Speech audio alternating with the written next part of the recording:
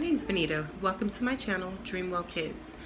I just wanted to talk to you about a quick tip that I shared with some kids who I work with.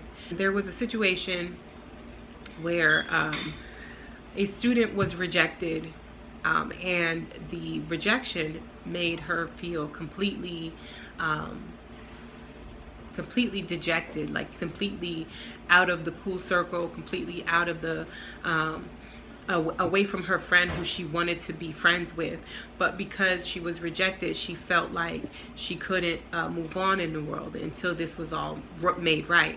So one thing that I helped her to do was, first and foremost, to remove the idea that you can make someone forgive you. And so what they didn't realize was that their actions had consequences. And you may not see that as a kid because it's hard to see 5 or 10 or 15 steps ahead.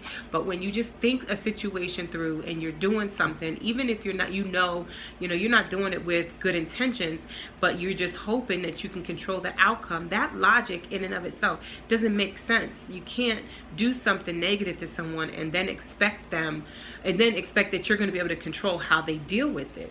And that is what caused the rejection.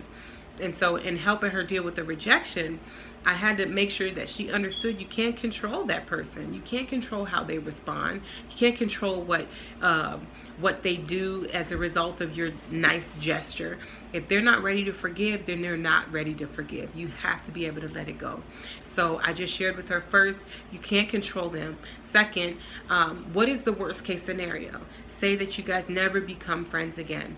Then maybe you guys weren't meant to be friends in the first place. It doesn't mean that your life is over. It doesn't mean that you can't go to that school anymore if you got to run away from the situation. It just means that you did something that hurt somebody to the point where they felt like they can't forgive you, and you can't make them. So there's nothing else you can do. You have to sit comfortably with the fact that you done what you could to make things right and be able to move on with your life. And then the third thing I want to share is recovery. People take time to recover. It doesn't mean your time. It just means they take the time that they need to get over the thing that hurt them. So it doesn't mean that they don't want to be your friend forever or never in their life. It just means that right now they're not interested in entertaining you.